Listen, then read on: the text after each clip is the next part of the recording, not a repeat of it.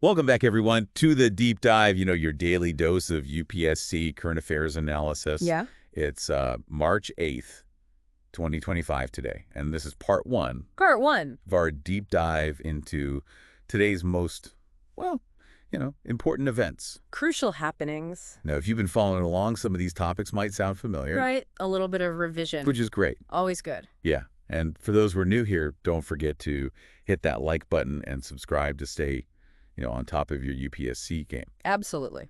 So as always, I'm joined by our expert who's going to help us, break down these events and, really pull out those insights that you need for the exam. I think extract is the word you're looking for. Extract. There we go. There we go. So ready to dive into today's, I guess most crucial events? Yeah, let's get going. We've got a lot to cover. We do. We've got a whole bunch from, political developments that are happening in Assam to some really interesting research on vitiligo, to even a glimpse into the world of indigenous cattle breeds. Oh, wow. Yeah, it's going to be a good one. All right. I'm excited. So let's start with something that's been in the headlines recently. This whole issue of D-voters in Assam. Okay. It's a really complex issue historically, and I think understanding its nuances is going to be very important for the UPSC exam. Right. And for those who maybe haven't heard this term before, can you break down what a D-voter is and what it means for someone to be labeled as such? Definitely. So D-voter, it stands for doubtful voter. Okay. And it's not actually a legal term. Oh, interesting. It's more of an administrative category that's been used by the Election Commission since 1997. Okay. And basically it's applied to individuals whose citizenship is either, questioned or considered doubtful. Now, this is important because D-voters, they can't vote and they can't hold public office. Wow. So think about the impact on someone who's basically denied their fundamental political rights. Yeah. Simply because their citizenship is in doubt. Yeah. It's a really sensitive issue, and it's closely tied to the National Register of Citizens, the NRC, in Assam, which is a state with a complex history. Right. A long history of migration and identity politics. Exactly. That's a really important point, about the connection to the NRC. Yeah. It makes me think about, all the debates surrounding the Citizenship Amendment Act. Uh-huh. How does this D-voter issue kind of fit into this larger conversation about citizenship and belonging in India? Well, you've hit the nail on the head there because the D-voter issue really highlights the challenges people face when they have to prove their citizenship, especially in regions where you have porous borders and you've got historical migrations. Right. Imagine trying to find documents that prove your lineage, especially if those documents were lost or maybe never even existed. Right. And this situation is even more complicated in Assam because of the NRC exercise, which aimed to identify and distinguish Indian citizens from undocumented immigrants. Uh-huh. It was a tough process. Yeah, I can imagine. And many people ended up being labeled as D-voters often because they just didn't have the proper documentation. And this ties directly into the debates about the Citizenship Amendment Act because it raises these fundamental questions about, who is considered a rightful citizen? Yeah. And what criteria should we even use? Right. It's a multifaceted issue. Absolutely. With, legal, social, and political dimensions. It's definitely a relevant topic to the UPSC exam. Absolutely. Okay, well, let's shift gears a bit. Yeah. From a politically charged topic to something that could be potentially life-changing. Let's talk about this new research on gut bacteria and vitiligo. Now, this is an area of research with a lot of potential, specifically for treatment approaches. Vitiligo, as you know, is an autoimmune disease that causes patches of skin to lose their pigment. It leads to depigmentation. And while it's not life-threatening, it can really impact a person's mental well-being. Of course. Because of, societal stigma and perceptions of beauty. Yeah, absolutely. Those social and psychological aspects are often overlooked. Definitely. And this research really focuses on this link between gut bacteria and how vitiligo progresses. Right. Why is that connection so important? Well, that's what makes this research so exciting. Okay. Because it suggests that the composition of our gut bacteria, what we call the gut microbiome, could actually influence the immune response that's involved in vitiligo. So you're saying that our gut bacteria could actually be playing a role in how vitiligo develops? Exactly. Think of it like a little ecosystem inside your body. Okay. With trillions of bacteria all playing different roles in how your body functions, including your immune system. So if scientists can figure out, how specific bacteria interact with our immune system, could that lead to new treatments? Potentially. Right. Maybe we can even change the gut microbiome to slow down or even stop the progression of vitiligo altogether. That would be incredible. It would be groundbreaking. So much potential there. All right, well, let's move on to something a bit closer to home for our listeners. Oh, okay. Let's talk about travel and the environment. All right. We have just the topic for you. Okay. The brand new ecotourism rules for Bangas Valley in Jammu and Kashmir. Oh, Bangas Valley. Yes. Been on my travel list forever. It's beautiful. Can you kind of paint a picture for our listeners? What is this place like, and why is it getting attention in the context of ecotourism? Picture this. You're in a breathtaking valley, right near the line of control. Okay. Lush meadows. Oh, wow. They meet dense forests. Sounds idyllic. It is crystal clear streams all over the place. Amazing. It's a paradise for nature lovers and a true haven for biodiversity. So why the focus on ecotourism now? Well, the government is trying to promote sustainable tourism in this region. Okay. It's very ecologically sensitive. Yeah. They've announced all these new rules and regulations to make sure that tourism doesn't damage this fragile ecosystem. So from a UPSC perspective, this ties into a few different syllabus topics, right? Absolutely. We're talking about biodiversity, conservation, sustainable development. And even geopolitics, right? You got it. Because it's near the line of control. Exactly. And then there are the potential economic benefits for the region. Right. Imagine you're asked in the exam to analyze the challenges and opportunities of ecotourism in a sensitive border region. Yeah. You need to know about places like Bangas Valley. It's all about connecting those dots. Yes. Seeing how these events relate to the bigger themes of the UPSC syllabus. Exactly. All right, well, let's zoom out a bit from the Himalayas to a global issue that affects us all, climate change. Okay. And there's some concerning news about the Antarctic Circumpolar Current, the ACC. Right. It seems like it's slowing down. It is. The ACC, I mean, for those who might not know, it's a massive ocean current that encircles Antarctica, right? That's right. And I remember reading that it plays a really crucial role in regulating the global climate. It does. Why is this slowdown such a big deal? Think of the ACC like a giant conveyor belt in the ocean. Okay. It moves heat, nutrients, and even carbon dioxide around the globe. Wow. It influences weather patterns, marine ecosystems, and even how much carbon dioxide the ocean can absorb. This is really important. It is, and now it's slowing down. Because? Primarily because of the melting glaciers and ice sheets in Antarctica. Due to rising global temperatures. Exactly. And this influx of fresh water is disrupting the balance of the ACC, which could potentially change its flow and its strength. So the melting ice is literally changing how the ocean circulates. Yes. This is alarming. It's a big deal. What could the consequences be? Yeah. And what does it mean for us here in India?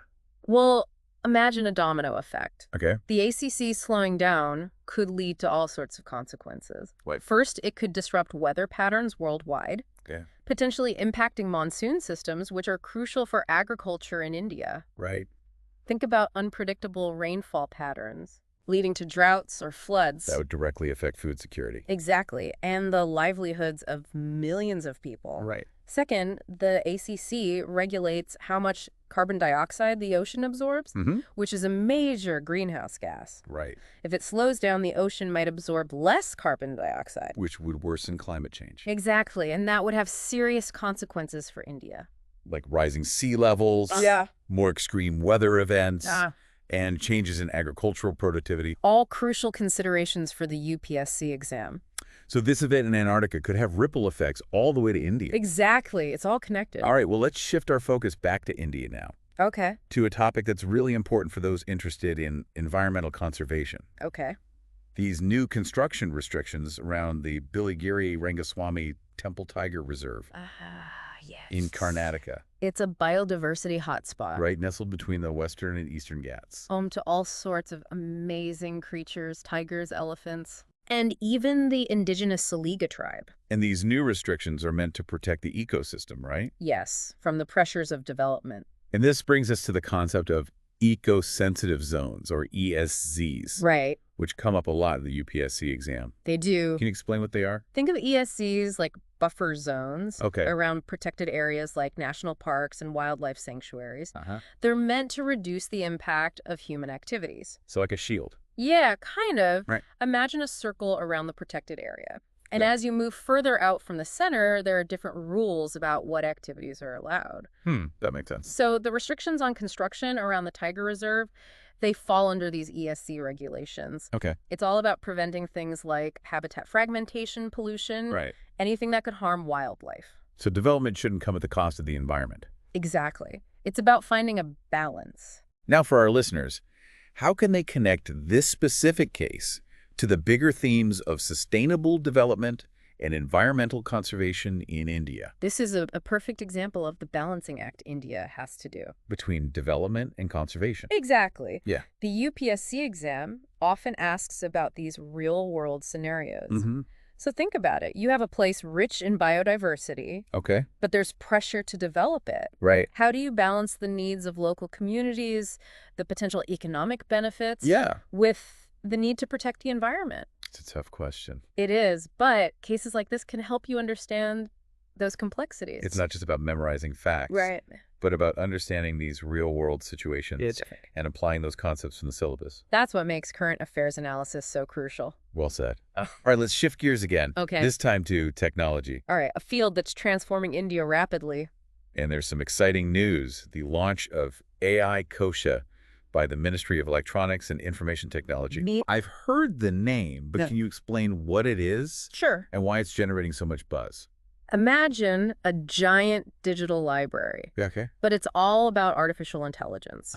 That's AI Kosha. So it's a one-stop shop for AI? Pretty much. It has data sets, tools, algorithms, even pre-trained AI models. And why is this important for the UPSC exam? Well, India wants to be a global leader in AI.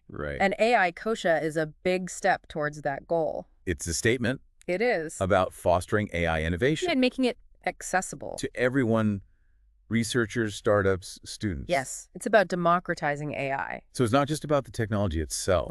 It's about making sure everyone has access to it. And building a strong AI ecosystem in India. I see the connection to Digital India and the government's push for innovation. Exactly. For those preparing for the UPSC, it's crucial to understand how these initiatives like AI Kosha fit into the bigger picture. They're all connected. Okay, well, let's move on to an issue that's becoming all too common.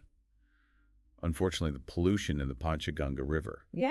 In Maharashtra. A major tributary of the Krishna River, right? That's right. And it flows through such a fertile agricultural region. It's so important for the livelihoods of people in that area. And yet, untreated sewage and industrial waste are contaminating it. Sadly. Threatening both human health and the ecosystem. It's a stark reminder of the challenges India faces, especially with its rapidly growing urban centers. Can you talk about the specific consequences of this pollution? Well, think about a river that was once pristine. Now it's full of pollutants. That's a health risk for the communities that rely on it. Exactly. We're talking about waterborne diseases, contamination of crops that affects their quality of life. And what about the environment?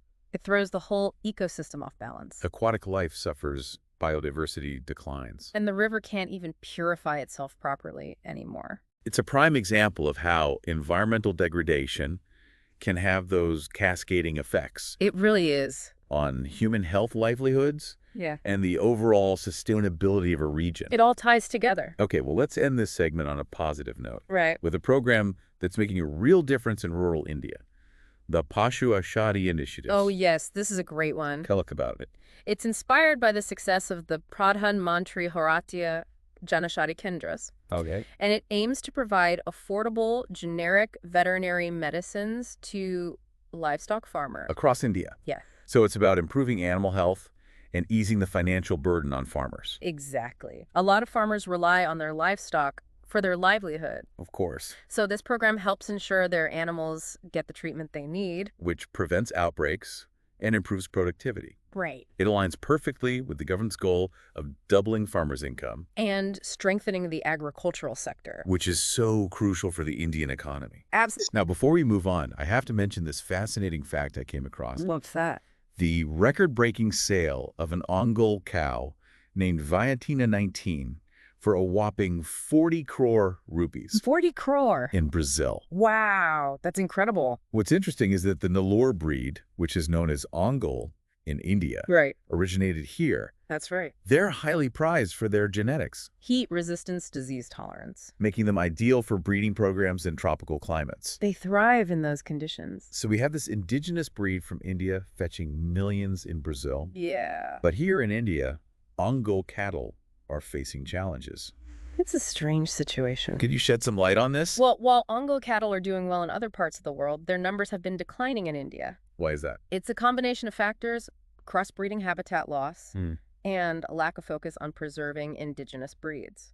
So it raises questions about how we value our own indigenous livestock. And the need to protect them. It's a story that connects to so many themes relevant for the UPSC exam. That I felt like. From agricultural economics and livestock breeding, right, to the importance of biodiversity and indigenous knowledge systems. It's all interconnected. Current affairs analysis is about understanding those deeper implications. And making those connections.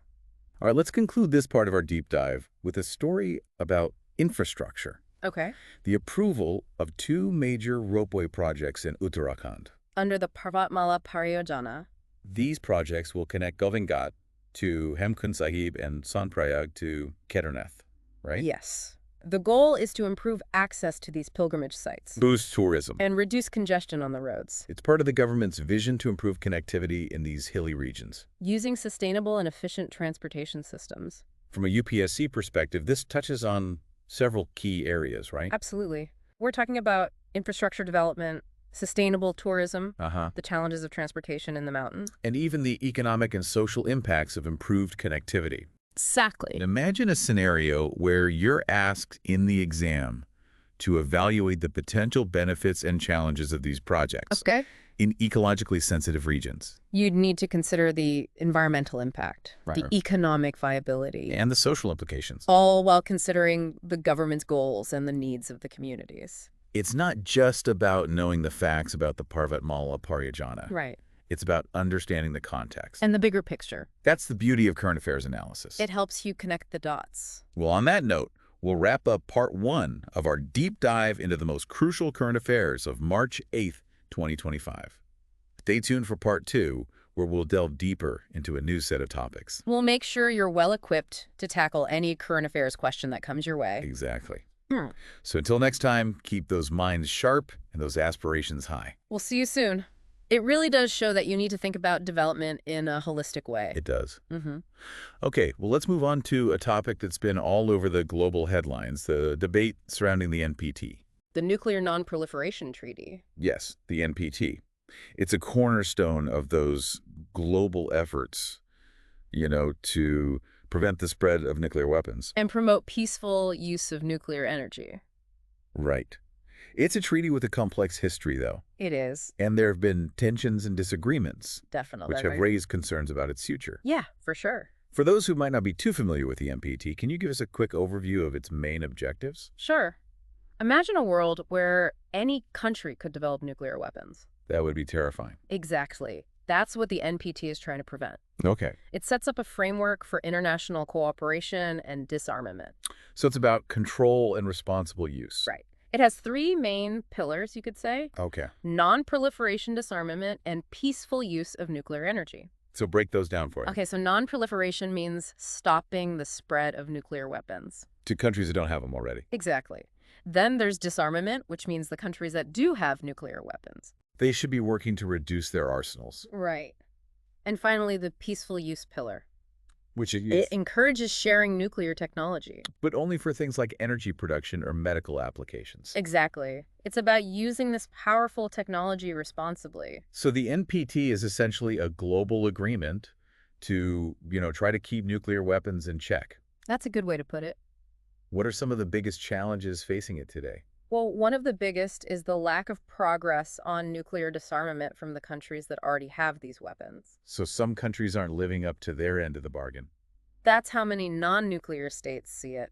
Which creates mistrust. Definitely. It makes some countries question the whole point of the NPT. Because they feel like it's not fair. Exactly. And then you have new nuclear threats emerging. Like what? Regional nuclear arms raises the possibility of terrorist groups getting their hands on these weapons. It's a very complex and delicate situation. It is. Global security is constantly evolving. Speaking of global challenges, let's talk about something that impacts our food systems. The decline of pollinators. Oh, yes. This is a big one, but it often gets overlooked. It does.